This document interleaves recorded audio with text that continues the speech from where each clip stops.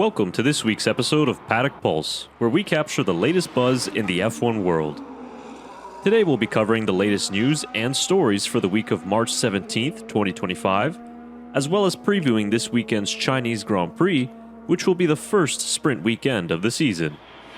Let's dive right into our first story. The first headline this week is a major one, as the FIA has announced stricter rear-wing deflection tests from the Chinese Grand Prix. The test will now involve a vertical load of 75 kilograms on the main plane, and the slot gap must not vary by more than 0.5 millimeters instead of the previous limit of 2 millimeters. The FIA is allowing a 0.25 millimeter tolerance for the Chinese Grand Prix only. So why has the FIA acted so fast on a test that should have came into play at the Spanish Grand Prix?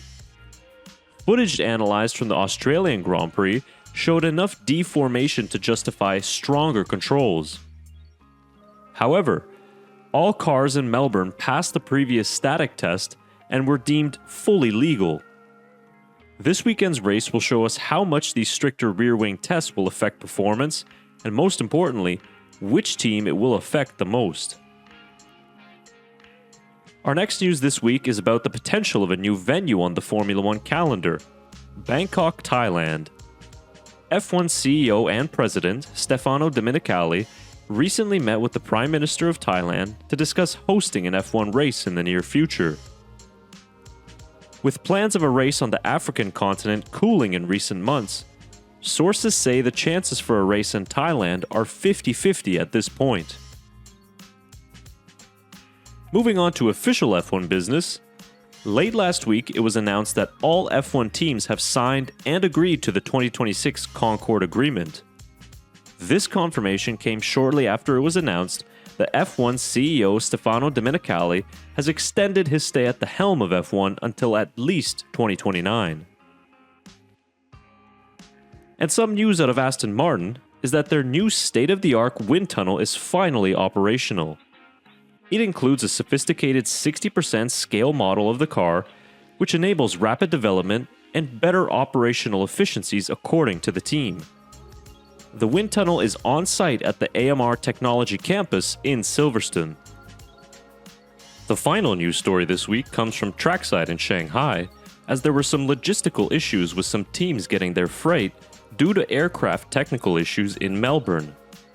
The FIA has announced that on Wednesday, curfew period will be reduced from 5.5 hours to a maximum of 6 operational personnel for the sole purpose of tire preparations, post-tire fitting from the tire supplier Pirelli. As of the recording of this video, teams such as Red Bull have begun receiving their freight at trackside. So that's enough news for this week. Let's get into previewing the 2025 Chinese Grand Prix. The 5.4 kilometer layout features 16 turns, 9 that go to the right and 7 to the left. The Chinese Grand Prix last year saw more non-DRS assisted overtakes, 25 in total, than any other race on the calendar, with the hairpin at the end of the long back straight a popular overtaking spot. The circuit has also been totally resurfaced from last year, adding another element into the fold. Pirelli have brought the C2, C3, and C4 tires to Shanghai, with high track evolution expected thanks to the new surface. This track is typically tough on tires, with the rears and the front left taking a beating in particular.